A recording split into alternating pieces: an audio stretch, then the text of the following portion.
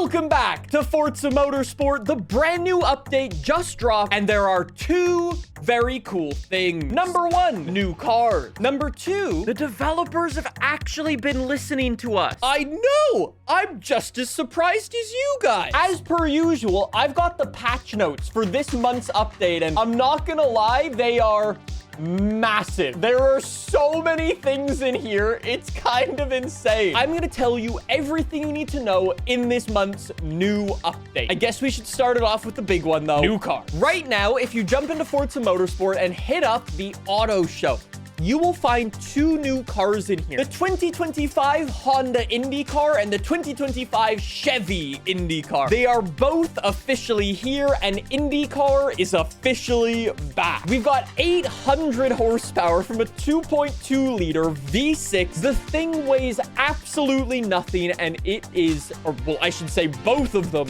are absolute rocket ships. Let me explain why these things are so cool, and then I want to go do a bit of testing with these things and a bit of science, you know. First and foremost, we need to blast around Laguna Seca in these new cars.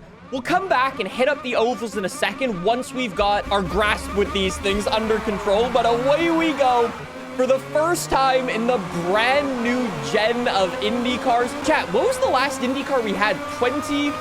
I'm on the wrong layout! Chat says 2019 was the last time we got Indy cars in a Forza Motorsport game. So it's been a little while. Anyways, with these two new Indy cars, there are a couple of things you need to know about. You know how in F1, every team basically makes their own stuff? I mean, some teams buy engines from other teams, but for the most part, every single F1 car is custom built by that team. INDYCAR is sorta, kinda a spec series. All of the chassis for the car are identical. They're all made by Dallara. Every single team that signs up can buy one of, I'm gonna crash, two different engines, either the Honda engine or the Chevy engine. I've obviously got the Honda engine, that guy's got the Chevy engine, and so on. A lot of the other bits are built by Cosworth, which is actually really cool.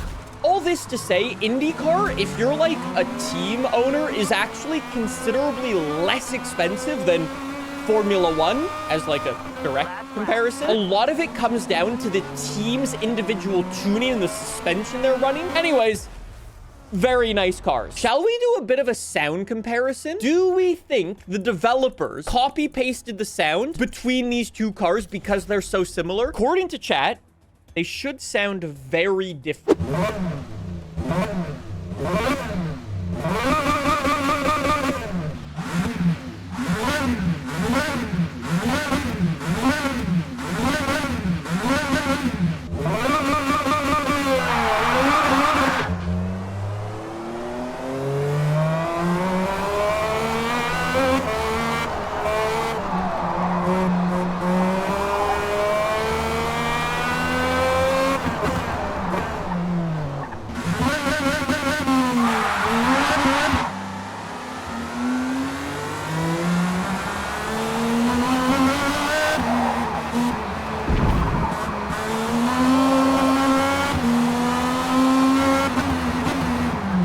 They do sound different. They're obviously very similar because they're built to basically the same spec, so they are gonna naturally sound similar, but there are definitely some differences there. That's pretty cool. I know some people are gonna be saying, Nick, it's a race car. Why do you want to customize it? That's because in real life, there are two very different versions of Indy cars that actually race. There are ones like this, and there are ones like this. That is so sick. So the developers actually did it. Look at the side skirt too. In real life, this is the rear wing they would use for tracks like Laguna Seca, for example. They use rear wings like this when they're doing the oval. This rear wing provides a lot less downforce, and because of that, they have a much higher top speed, 240 240 miles an hour, 230 miles an hour with the big one. And how about the front bumper? Do we also have that? We do have that. We can swap out the road course wing for the oval wing, get another extra 5 miles an hour again, according to the stats and so on. I guess we'll jump on to Indianapolis with this thing now, and I guess we can compare the top speed, or like the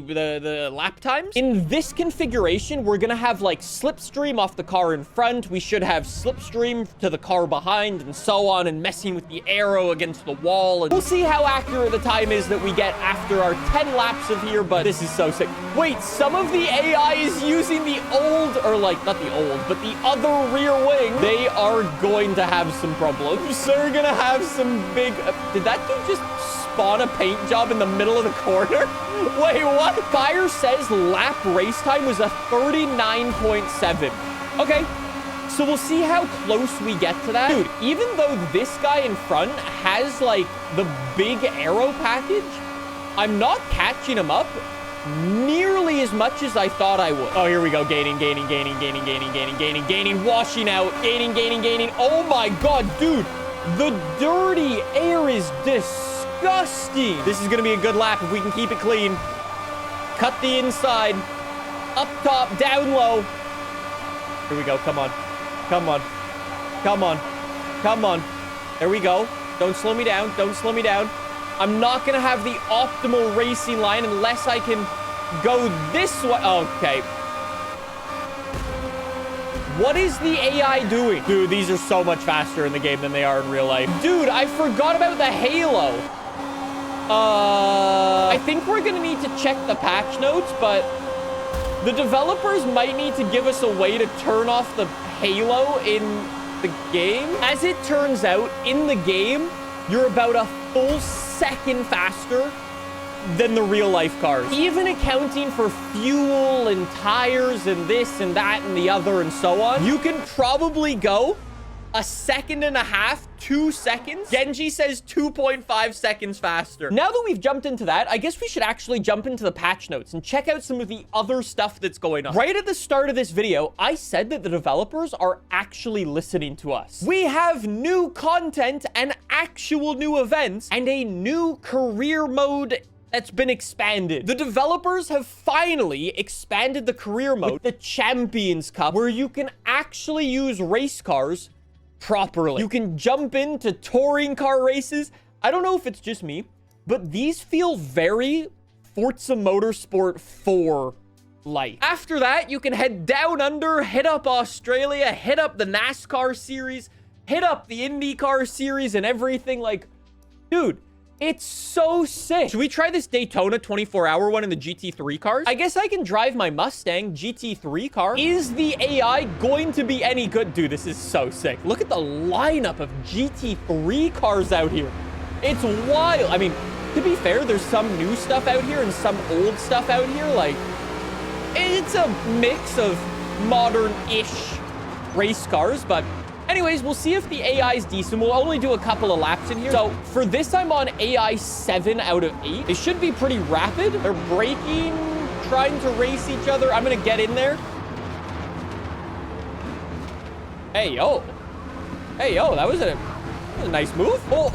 Dude, R8 in the wall.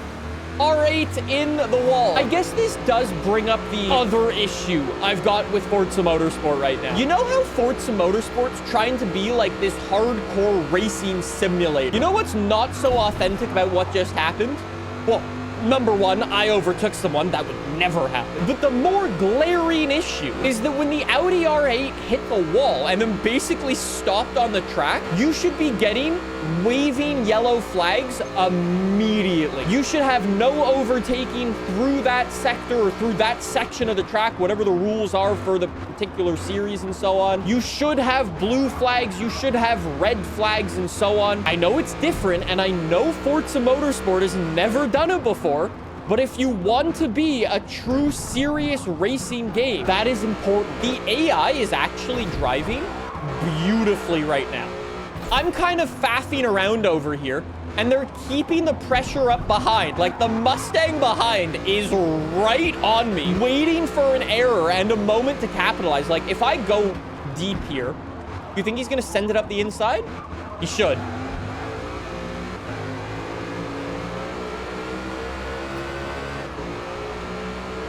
Hey, fair play. All right, little AI, have a nice race. I hope you have fun. Try not to crash. I haven't even spoken about my favorite update in this update. I need some people for online. We can finally manually order the grids in private multiplayer. For example, if you're playing with DJ or Golden or Genji or whoever is stupidly fast, you can choose, hey, I'm really bad at the game. Let me start at the front. Genji gets to start all the way at the back, and this guy, because I feel bad for him, he can start there. Then you click confirm grid. That is a lovely update for something that should have been in the game on day one. But the fact that you can finally go in and actually manually order the grids is a lovely update. I know a lot of the tryhard guys out there like to run their league races and so on, and they need to manually order the grids if there's penalties or whatever that they need to hand out and so on. Simply lovely. Well done, developers. That is probably my favorite thing in this month's update. Speaking of new multiplayer stuff, there's a new INDYCAR series thing. The developers also changed a bunch of the car prices in here. They made everything cheaper. Some stuff's more? The AMR Pro is more? I don't know why the developers felt the need to change some of the values of the cars, like 10,000 credits for some of these things. Dude, what happened to the Jannetta? Oh, that's disrespectful. That's everything on the patch notes for this month. What do we think of this month's update? Overall, now that we've checked out everything, there are two things in this game that bother me more than anything else. Number one, boys, the developers really need to give us actual stats for featured multiplayer. I get it that I can see my safety rating and my skill rating. That's cool. I want to know how many races I've done, see how many times I've finished first, see how many times I've finished on the podium and in the top 10 and so on. There's no point in racing without race results. I've also been saying this for about a year and a half now. Why the hell is the garage so depressing? It makes me want to play TDU Solar Crown. It's a good update, but we need these issues fixed. I'm gonna cross my fingers.